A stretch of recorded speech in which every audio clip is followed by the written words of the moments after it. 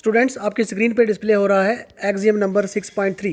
ये third exam है आपकी बुक का। आप बस इसको देख लीजिए और आज हम इसको सॉल्व करेंगे, समझेंगे। तो आगे डिटेल में पेपर पे मैं समझाता हूँ, बस आप इसको नोट कर लीजिए। स्टूडेंट्स, आपकी बुक का एग्जाम नंबर 3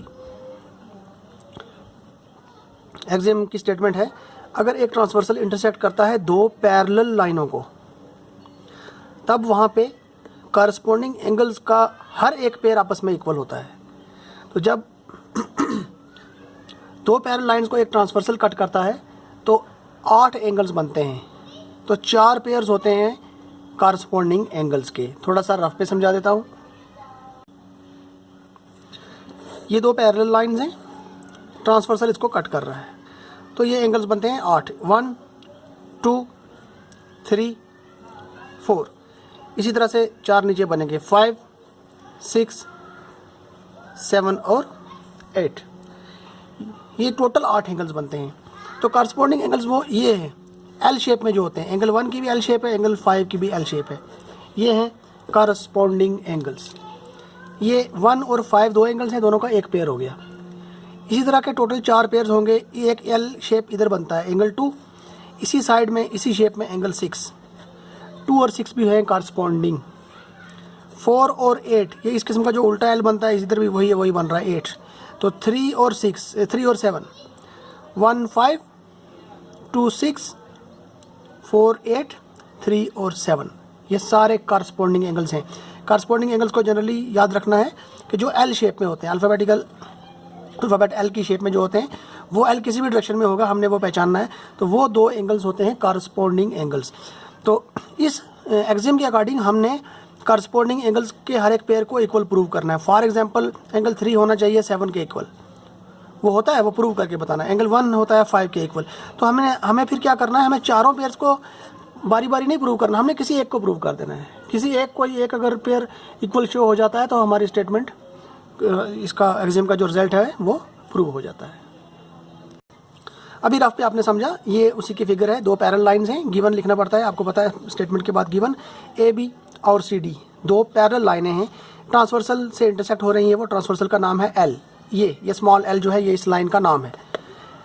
आपको एक बात याद रखनी है, लाइन का नाम अगर एक लेटर से लिखा हो या पढ़ना हो तो वो लेटर स्मॉल होता है, और अगर एक से ज़्यादा हो वो कैपिटल्स होते हैं। जैसे ए और बी, ये दो कैपिटल लेटर हैं, ये इस लाइन का नाम है। तो अगर हम नाम में एक ही लेटर लिखते हैं, एक ही लेटर पढ़ते हैं या लिखेंगे, तो वो फिर उसको स्मॉल करना पड़ेगा।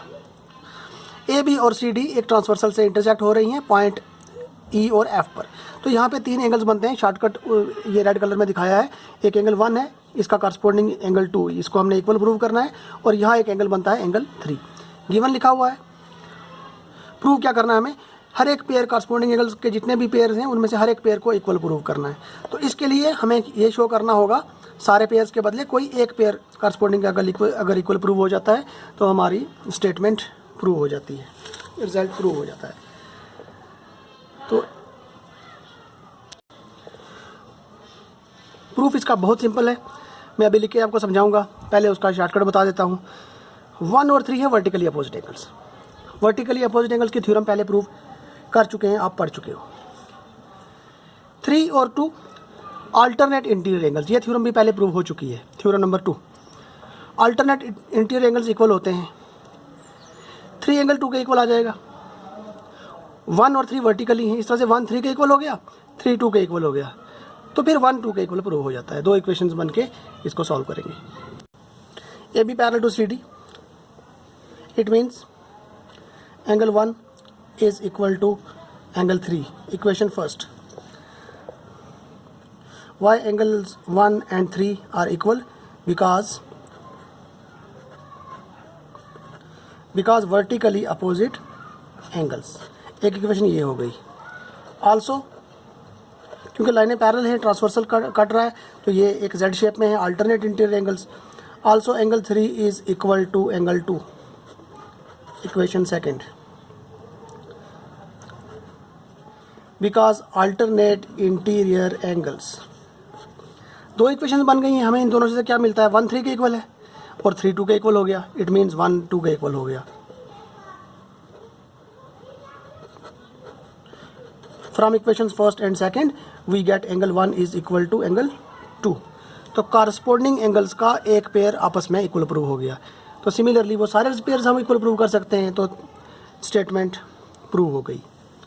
इसका रिजल्ट प्रूव हो गया कि कॉरस्पॉन्डिंग एंगल्स का हर एक पेयर आपस में इक्वल होता है। जैसे एक पेयर को प्रूव कर लिया, सिमिलरली सभी पेयर प्रूव हो सकते हैं। तो इस तरह से ये रिजल्ट शो हो गया, corresponding angles are always equal. इसके बाद आपकी बुक के according exam number 6.4, exam number 6.4 जो है, जो आप देख रहे हो, ये 6.3 का कन्वर्स है। तो इसको भी प्रूव करते हैं। अब है एग्जाम नंबर 4, आपकी बुक पे लिखा है एग्जाम नंबर 6.4। वहाँ स्टेटमेंट जो दी है वो ये है, एक ट्रांसवर्सल इंटरसेक्ट कर रहा है अब दो लाइनों को। अभी हमने जो प्रीवियस एग्जाम प्रूव किया है 6.3, ये उसका कन्वर्स है, ये उसका उल्ट है।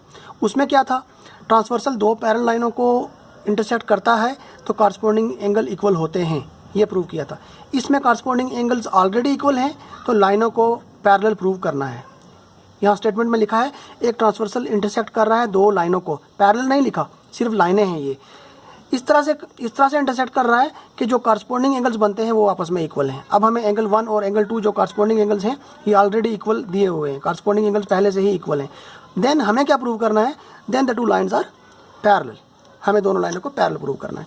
गिवन ए बी और सी डी दो लाइनें हैं, ट्रांसवर्सल एल से इंटरसेक्ट हो रही हैं पॉइंट ई और एफ पर respectively.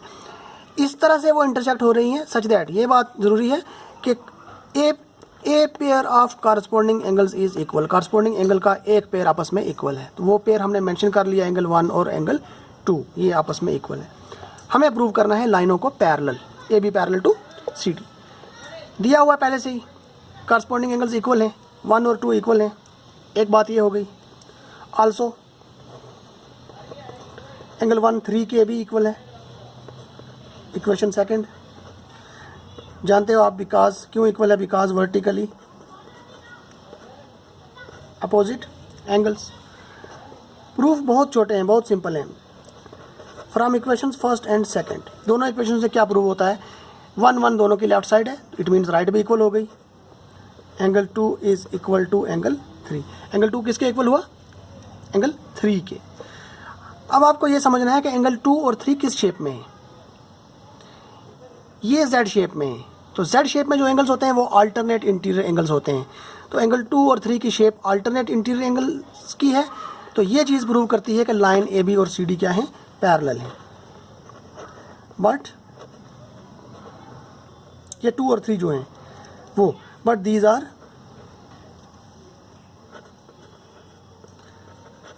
Are the alternate interior angles. तो अल्टरनेट इंटीरियर एंगल्स होने की वजह से ये चीज़ प्रूव होती है ए बी किसके पैरेलल है, सी डी के। ठीक, इसी को थोड़ा और डिटेल में इसमें समझा देता हूँ। Alternate interior angles, alternate interior angles, shape Z shape होती है, Z की तरह की शेप होती है।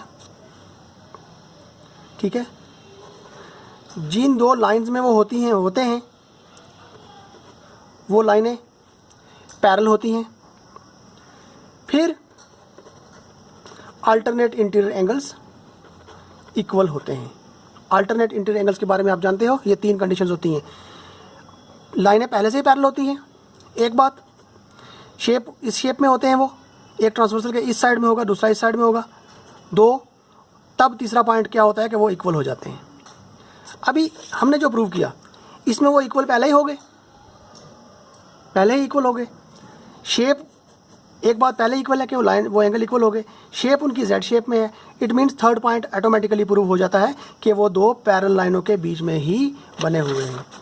ये क्योंकि 2 और 3 इक्वल प्रूव हो गए कैलकुलेशन करते वक्त, तो इक्वल वाली कंडीशन पहले ही हो गई। शेप उनकी अल्टरनेट की है, तो तीसरी बात प्रूव हो जाती है कि वो दो पैरेलल लाइनों के बीच में ही बने हुए हैं। Hence A B parallel to C D.